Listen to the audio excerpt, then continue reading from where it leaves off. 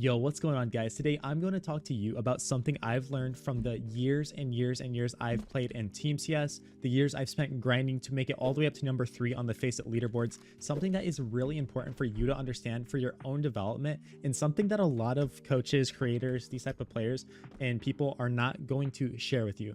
They're going to tell you maybe the opposite, and maybe I've told you the opposite, but there's some truth that you need to understand with this game that really is going to make our life easier and make us feel a lot more comfortable when we're playing. Because at the end of the day, if we're not comfortable playing CS, we are going to inherently fail more because, you know, we're not in positions we want to be in, we're not feeling safe, we're not understanding what we need to do, and we're constantly on the back foot.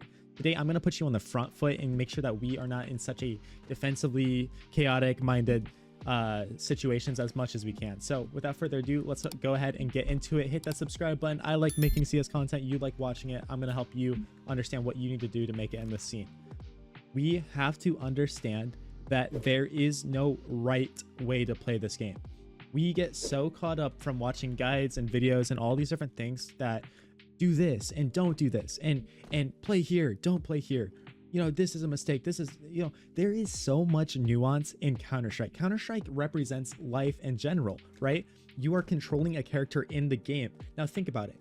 Think about all the different personalities people have. Think about all the different ways people go about life. That's the same exact thing inside of Counter-Strike. Now, am I telling you to go out there and troll and run around and be a maniac and play stupidly? No. But one thing I need you to understand is that no matter what you're seeing, everything is so nuanced inside of this game. If I, say, hey, I love to play this position right here, and you try it out in your game and you're trying to play here and doing your thing, and you just like suck at it, you're horrible at it. Of course, I want you to learn and get better, but also realize that sometimes we are not good at positions other people might be good at. I'm going to explain to you how this was important in my own career and something I really had to learn along the way. But first, I have to give you a message about how to get some really cool skins like this nice AUG I picked up. Thank you to the sponsor of today's video, Skins Monkey. They are one of the greatest and easiest to use CS2 trading sites out there. You can swap out the skins you do not like for brand new ones that are so much more fresh.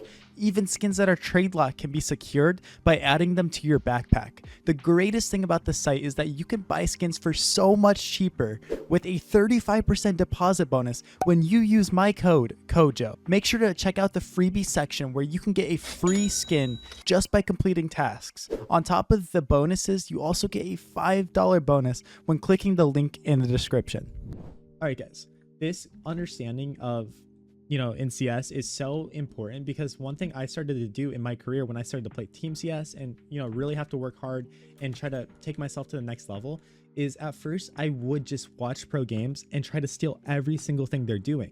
But one thing you're going to realize quickly is, one, you can watch a player do their position and play their role, but they are going to do it slightly different than somebody else, right? For oppers, Simple, back in CSGO, Simple was always going to play different than Device. It's just, we have different personalities, ways of playing, and it's not necessarily right or wrong how either of them are doing it because they both were insanely good players and on some really good teams, but we got to realize what works for us.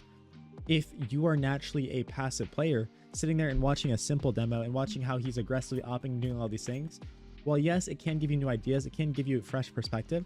Maybe that's not what you're talented at, right? Maybe you're insane at holding angles, and maybe you're insane at, being kind of a little more defensive. I don't want you to play scared, but maybe you're better at being a little more passive with the gun, right? So we find ways to find impact through that, and we find ways to actually set ourselves up in those ways. Don't care what position you're playing, what map it is, that is really important to learn. So I don't want you to sit there and watch, pro demos. I don't want you to watch these people and think, I am going to copy every single thing they're doing, because there's so much nuance on why they're doing it, the situations they find themselves in. Maybe there's some comms, some team setups that they're doing it for a reason. So understand that, but also realize that you need to innovate and make your own play style as well. There are some really good positions that you can find yourself in. There's some really good spots you can play, but are these the only ones? No, you can be unique and you can find what works for you. Say you're a rifler that's really good at playing Goose and being here and finding so much impact. Don't stray away from that. Someone might be like, well, dude, if you play Goose, you're kind of like trapped in there and, there's not much place to go. But if you are really talented and this is your favorite place to play, don't be scared off of being there. That is where you're thriving. That's where you're feeling good. That's where you have an idea of what you want to do. You might be a player that is so good at playing Goose, but like sucks at playing one of these aggressive spots, like up here trying to get a kill. This might not be your angle. You might get farmed every time you're here. And like I said earlier, I want you to practice. I want you to try to improve and get better at that. Why beat a dead horse? Why constantly put yourself in a spot that's going to get you farmed, especially in really important rounds? In really important rounds, important scenarios in the game, don't put yourself in a place that you don't have confidence in yourself in.